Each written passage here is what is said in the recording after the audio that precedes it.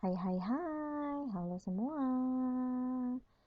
Sekarang kita ada di materi tema 6 cita-citaku. Tapi kita sudah masuk ke subtema 2, aku dan cita-citaku. Oke, next.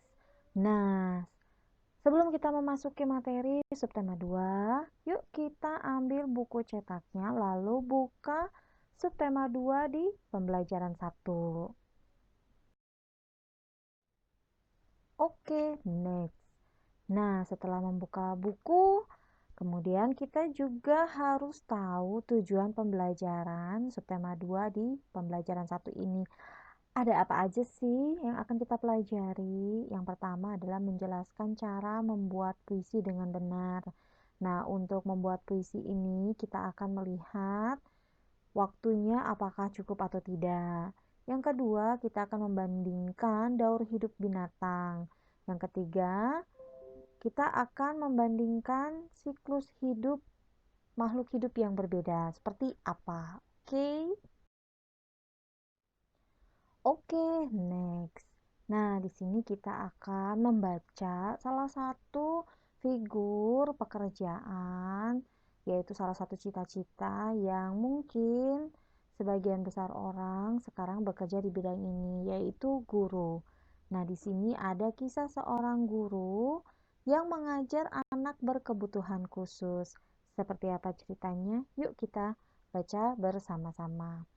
Seorang wanita muda terpanggil untuk menjadi seorang guru, bukan sembarang guru, melainkan guru bagi anak-anak berkebutuhan khusus.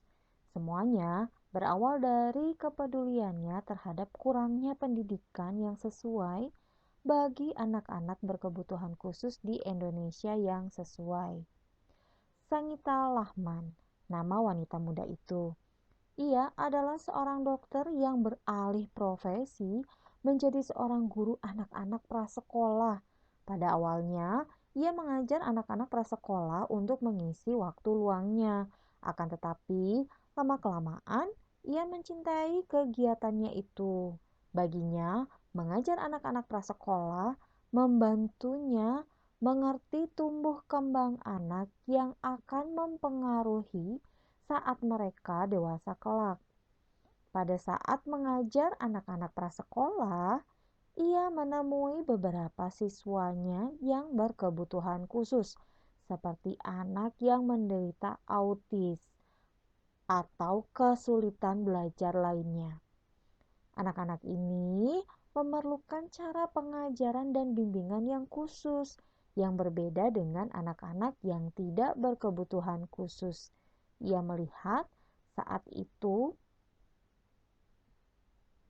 tidak banyak sekolah yang tahu bagaimana mengajar anak-anak tersebut.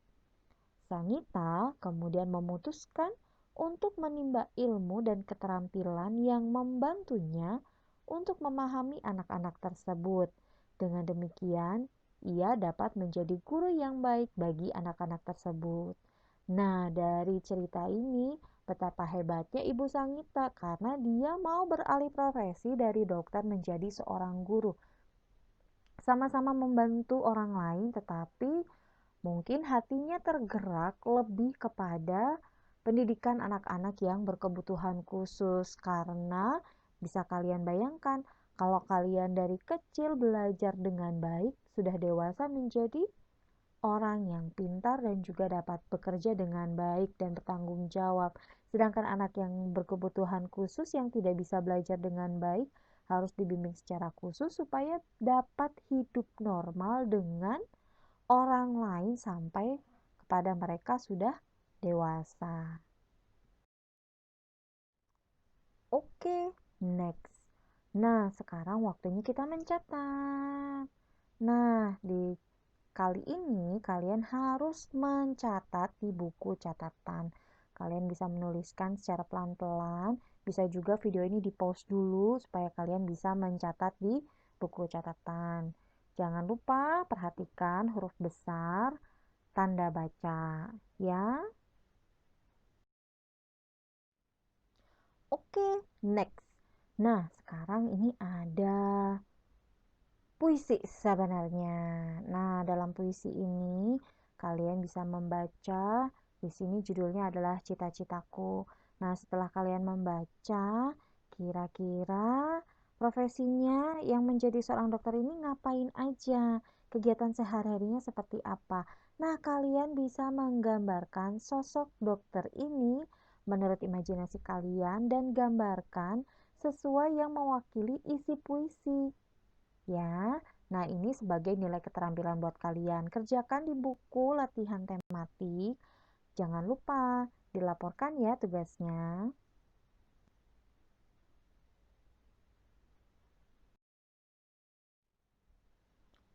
Oke, next.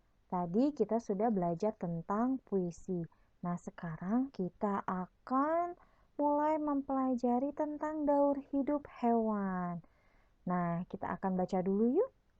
Apa sih yang ada di materi kali ini? Nah, tahapan pertumbuhan hewan dari kecil sampai dewasa itu disebut daur hidup hewan. Pada daur hidupnya, ada hewan yang mengalami perubahan bentuk, ada juga yang tidak. Nah, hewan yang mengalami perubahan bentuk dalam daur hidupnya ini dinamakan proses metamorfosis. Nah, pada proses metamorfosis yang terjadi pada hewan ternyata dibagi lagi menjadi dua, yaitu metamorfosis sempurna dan metamorfosis tidak sempurna. Hewan yang mengalami metamorfosis sempurna mempunyai bentuk tubuh yang sangat berbeda pada setiap tahap hidupnya. Seperti pada saat telur menetas, bentuk tubuh hewan tidak sama dengan bentuk induknya. Nah, hewan yang mengalami metamorfosis tidak sempurna juga setelah menetas memiliki bentuk tubuh yang mirip dengan induknya. Jadi ada perbedaan bentuk antara metamorfosis sempurna dan metamorfosis tidak sempurna. Nah, supaya kalian lebih mengerti lagi materi ini, nah sekarang kita akan mulai mempelajari daur hidup kecoa. Nah, buat kalian yang masih ngerasa jijik yang namanya kecoa kalau ada di rumah, ya wajar aja sih, memang tidak semua kecoa itu memiliki penampilan yang menarik, tetapi kalian harus bersyukur bahwa kehadiran kecoa mungkin ada maksud yang Tuhan ciptakan. Tidak mungkin Tuhan menciptakan sesuatu menciptakan makhluk tanpa tujuan tertentu. Oke, daur hidup kecoa.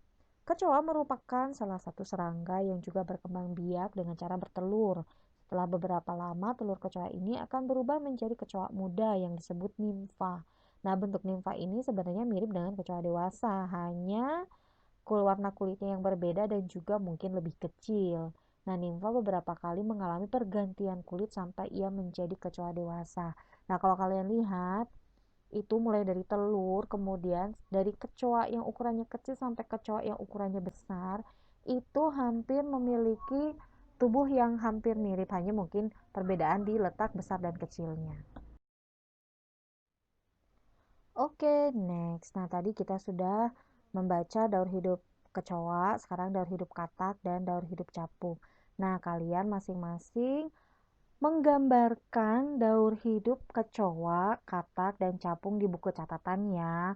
Kalau kalian mau, boleh menuliskan apa saja yang paling penting di dalam catatan. Ya, kenapa harus dicatat? Supaya kalian juga tidak harus mencari-cari lagi nih, kira-kira perubahannya kayak apa ya. Nah, kalian bisa mencatat di buku catatannya dengan digambar saja, supaya kalian bisa tahu perubahan bentuk kecoa, katak, dan capung itu seperti apa.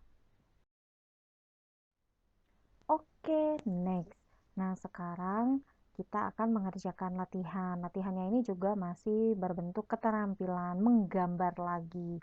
Nah, dari tiga binatang atau hewan yang sudah tadi kita pelajari tentang daur hidupnya. Nah, sekarang kalian pilih salah satu hewan yang menurut kalian lebih gampang dipahami. Kemudian kalian kerjakan di buku latihan. Yang pertama kalian tulis gambar hewan. Nah, gambar hewan ini, begitu gambar hewan ini sudah dewasa ya, terus kalian tuliskan nama hewannya, cara berkembang biaknya seperti apa, lalu gambar daur hidup yang tadi kita sudah pelajari. Nah, dari situ kalian jelaskan kembali daur hidup yang ada di catatan yang tadi. Ya, kemudian kalian tentukan jenis daur hidupnya apa, apakah metamorfosis sempurna atau tidak sempurna. Oke. Nah, itu dia materi yang kita pelajari hari ini. Jadi, hari ini kita sudah belajar tentang puisi dan menggambar tokoh yang ada di dalam puisi. Dan kita juga sudah belajar 3 contoh hewan atau daur hidup hewan itu. Kemudian kita harus bisa menjelaskan salah satu daur hidup yang sudah kalian pelajari, salah satu hewannya. Jadi, sampai sini dulu materi kita kali ini. Sampai jumpa di materi selanjutnya. Bye-bye.